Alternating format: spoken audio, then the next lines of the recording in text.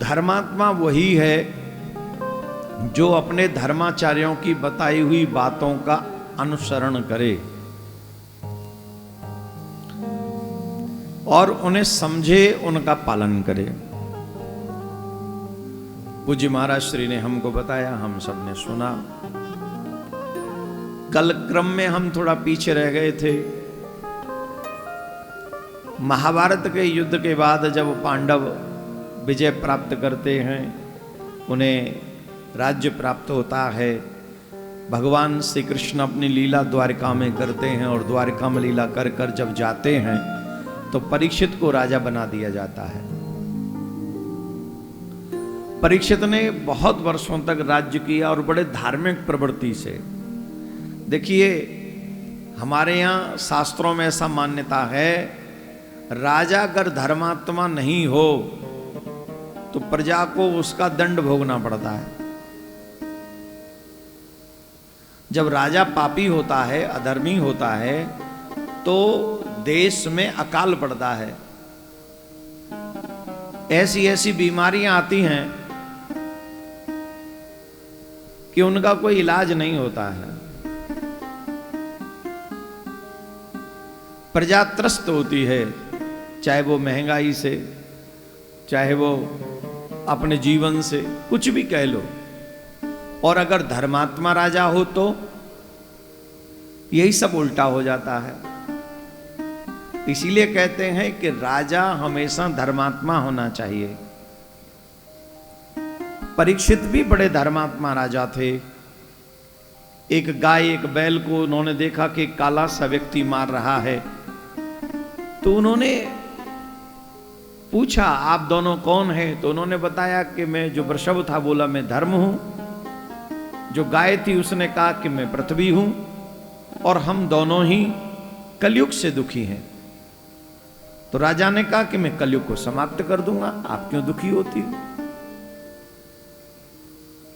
मैं कलयुग को मार दूंगा। अब कलयुग को मारने के लिए निकाली खड्ग, तो कलयुग ने कहा आप मुझे मारना चाहते हैं, बात समझ में आती है, ठीक है, पर हमको एक बात बताइए, हमारी भी तो कुछ अच्छाई होगी, वो तुम में क्या अच्छाई है? बोले कि हरे नाम आईव, हरे नाम आईव, हरे नाम आईव केवलम, कलो नास्तैव नास्तैव नास्तैव गतिरन्यथा। अगर आप लोगों से कोई काम ना हो तो सिर्फ भगवान का नाम जपो, कल काल में मुक्ति हो जाती है। फिर से एक बात समझ लें आप सभी लोग, आजकल जादू टोना चमत्कार के चक्कर में पड़ गए हैं, इसलिए थोड़ा मन में झंझट बस गया है। अब सच ये, जिन पे विश्वास होना चाहिए उन पे होता नहीं है, जिन पे नहीं होना चाहिए उन पे टूट के हो जाता है। हाँ या ना? अब एक दिन में सबको प्रधानमंत्री बनना है। सब यही चाहते हैं कि स्विट्जरलैंड में जो बैंक है उसमें सबसे ज्यादा खजाना हमारा ही हो, एक दिन में। अरे अगर एक दिन में सबको ऐसा धन मिल जाए, पद मिल जाए या कोई चीज मिल जाए, तो प्रारब्ध कहां जाएगा तुम्हारा? तुम्हारे प्रारब्ध को भोगने पड़ोसी आएंगे क्या? बोलो, क्या चमत्कार होगा तुम्हारी लाइफ में?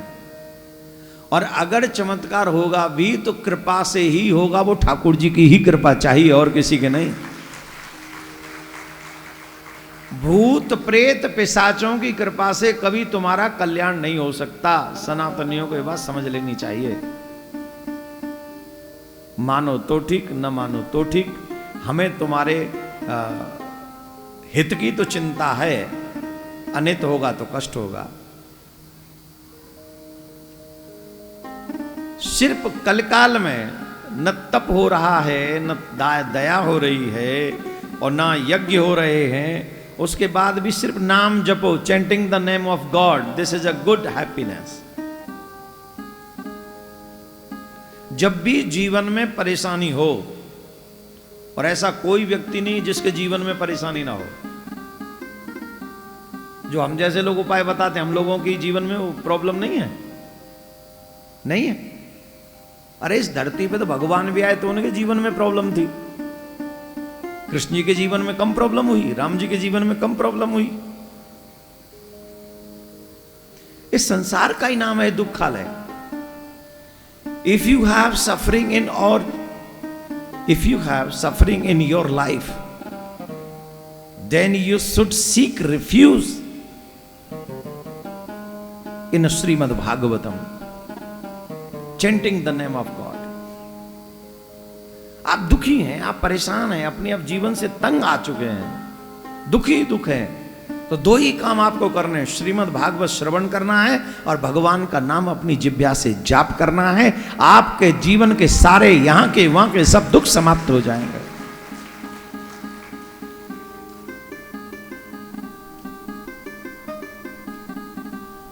आप दो ही काम करिए, भागवत सुनिए, भजन कीजिए।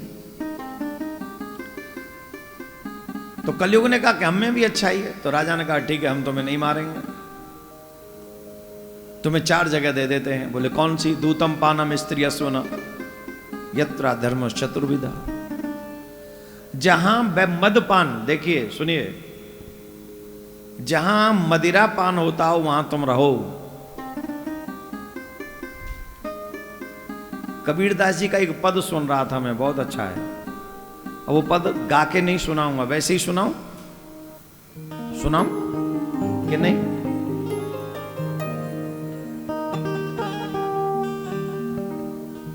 बिना गाए सुनाएंगे हम आपको। डर लागे और हंसी आवे मोए,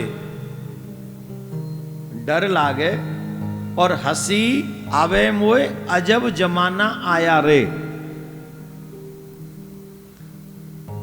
सुन लेना जरा ध्यान से, थोड़ा सावधानी से बैठो। लुढ़क गए तुम तो अभी से सोफा पे, कथा शुरू नहीं हुई तुम लुढ़क गए।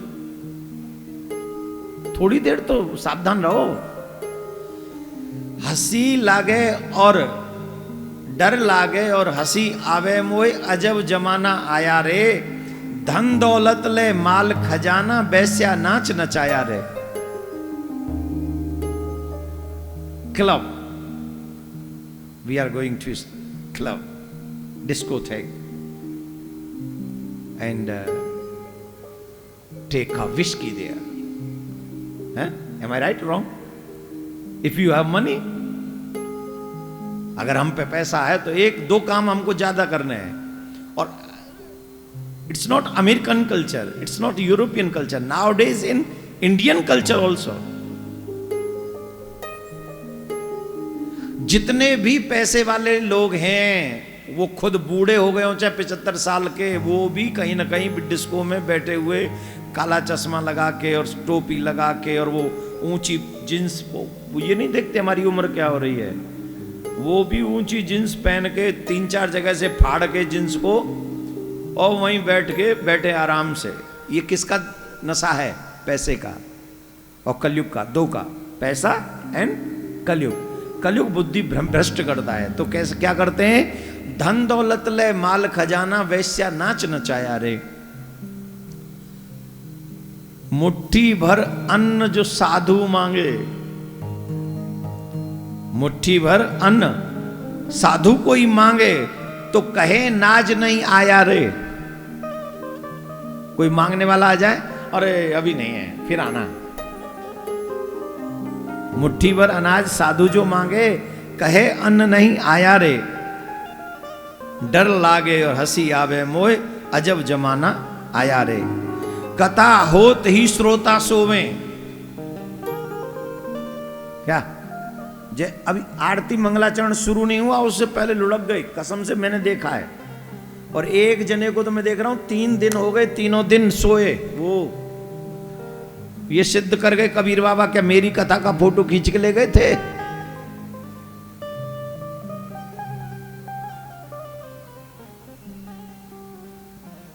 हे भगवान बाबा, कथा हो तहां श्रोता सोवे, बक्ता मूड पचाया रे। बक्ता परेशान है कि मेरी कथा में आके सो जाते हैं ये।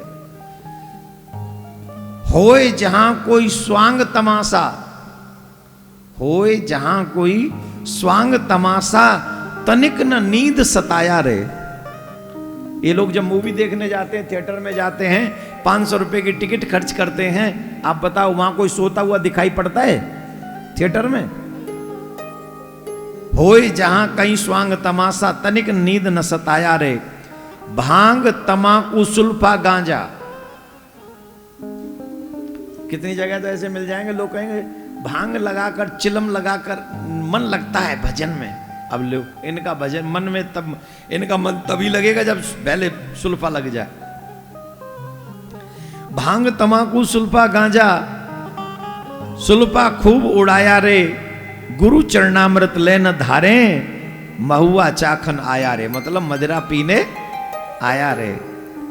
उल्टी चलन चली दुनिया की, ताते जिया घबराया रे। कहे कबीर सुनो भाई साधु, फिर पीछे पछताया रे। कहे कबीर सुनो भाई साधु, फिर पीछे पछताया रे। और फिर आखिरी शब्द पर अपना मत जोड़ते हुए कहूंगा, फिर पछताए होत का जब चिड़िया चुग गई। और सबसे अनमोल अगर कुछ तुम्हारे पास है तो वो है तुम्हारी श्वास। इससे बड़ी दौलत कोई नहीं है। तो ये जो कागज के टुकड़े मिलते हैं, डायमंड मिलता है, इट्स नॉट बिग थिंग, ये कोई बहुत बड़ी बात नहीं है। सबसे अनमोल तुम्हारे पास कोई दौलत है तो वो है श्वास। और जब तक श्वास भी बिना रुके टुके आ रही है, मतलब जवानी में, बचपन में जब तक अच्छी श्वासें आ रही है, श्वासों का क्या भरोसा रह जाए कब कहां पर, तब तक भगवान का भजन करिए, भगवान का नाम जपिए। यही सबसे बड़ी संपत्ति इस संसार में मानव के लिए है। इससे बड़ी संपत्ति कोई नहीं है, कोई नहीं है, कोई नहीं।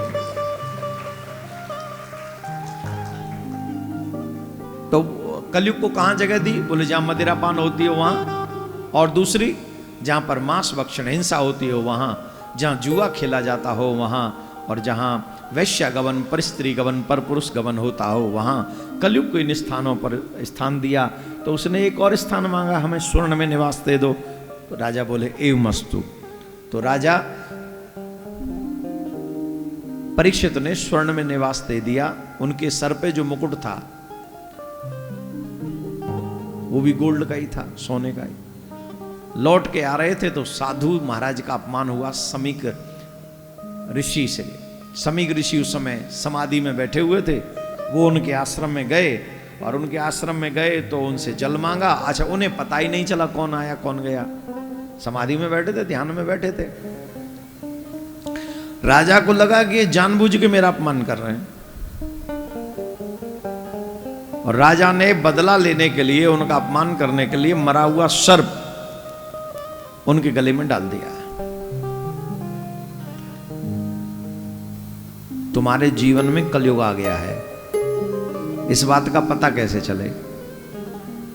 शास्त्र तुम्हें सिखाते हो कि इनका सत्कार करना तुम्हारा धर्म है, और तुम उनका अपमान करने लगो तो समझना तुम्हारे जीवन में कलयुग आ गया। बात समझ में आ रही? नहीं, नहीं आई? नहीं? माता पिता का सम्मान करो और तुम उन्हीं का अपमान करने लगो, समझना तुम्हारे जीवन में कलयुग हावी है। अपने गुरुदेव की प्रत्येक आज्ञा का पालन करो, और तुम कहो गुरुदेव तो 24 घंटा कथा ही करते रहते हैं, अब कितनी बात माने इनकी, तो समझना कलयुग हावी हो गया। सास ससुर, बहुओं के लिए देवियां जो बैठी हैं, सास ससुर जो कहें आप उनका पालन करें, यही आपका धर्म है। और सास ससुर की बात आप न माने, क्या बोलते हैं अंग्रेजी में, ग्रैंड पेरेंट्स हैं, ग्रैंडफादर, बोले ग्रैंडफादर बोलो सास ससुर को, हैं? क्या बोलेंगे? Mother in law. अब तो कंफ्यूजन कर, मदर इन लॉ बोलेंगे, सासू माँ को मदर इन लॉ, और वो हो गए फादर इन लॉ। हाँ, ये तो कहां रह गया था, इन लॉ। अच्छा, उस फैमिली को भी कहते हैं इन लॉज, हैं? इन लॉज फैमिली है। तो बहू का काम है सास ससुर की बात माने, माननी चाहिए, और न मानने का मन करे तो समझो कलयुग आ भी।